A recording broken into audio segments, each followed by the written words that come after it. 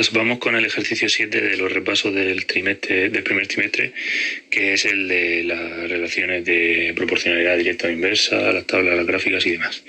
Entonces, me dicen en el enunciado: observa la tabla que muestra la relación entre la temperatura y la resistencia eléctrica medida en ohmios, que es este valor de aquí, de un cierto material. Se observa que a medida que la temperatura aumenta, disminuye la resistencia. Aquí me están dando una relación de cuál depende de cuál, sugiriendo una relación inversa. Determina la ecuación que mejor describe esta relación inversa entre la temperatura y la resistencia. Determinada la ecuación, representa la relación en una gráfica. Vale, me están sugiriendo que la resistencia depende de la temperatura.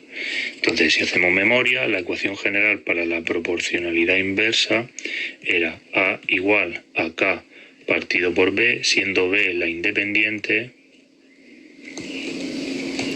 y A la dependiente, y K una constante que tenemos que calcular. Entonces, si la resistencia depende de la temperatura, pues a la resistencia le han dado el símbolo este de aquí, que es el omega, en griego, pero la podemos llamar también R. Pues tenemos que la resistencia es igual a K partido de la temperatura. De esta manera, si despejamos la K, nos quedaría R por T, que ya tenemos para ir cogiendo de la tabla de datos y calculando varias constantes.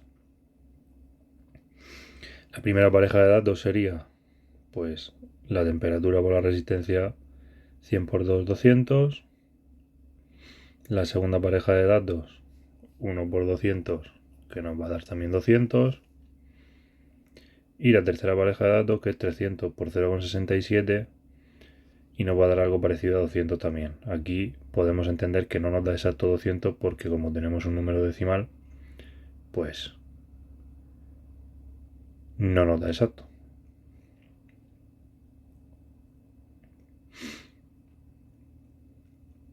Entonces, una vez que tenemos el 200, escribimos la ecuación sustituyéndolo acá por su valor. Y esa es la ecuación que nos pide el ejercicio.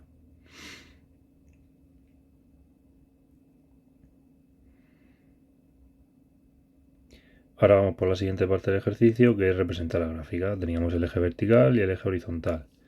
En el eje vertical ponemos la dependiente y en el eje horizontal, que en este caso es la resistencia, y en el eje horizontal ponemos la independiente, que en este caso, en esta situación, es la temperatura, medida en centígrados.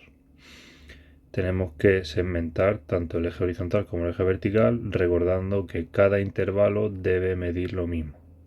Es decir, la distancia entre cada una de las segmentaciones tiene que medir lo mismo partiendo del cero. La temperatura podemos observar en la tabla que va subiendo de 100 en 100, pues puedo poner que cada trocito valga 100.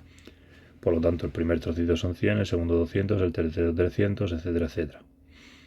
La resistencia veo que tengo que coger valores entre 0,5 y 2. Por lo tanto, como cada tramo tiene que valer lo mismo, nos conviene coger un tramo que nos permita coger el 0,5 y entre el 0,5 y el 2. Si subimos de 0,5 en 0,5, pues podemos coger y representar esos datos. Entonces, en la temperatura 100, la resistencia vale 2, pues ahí tenemos el punto que cambiamos y lo ponemos en rojo para que se vea mejor.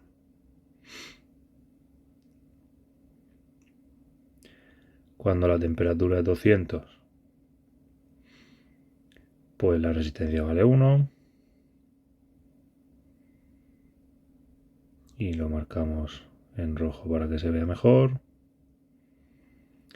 Cuando la temperatura es 300, 0,67, que estará entre el 0,5 y el 0,1.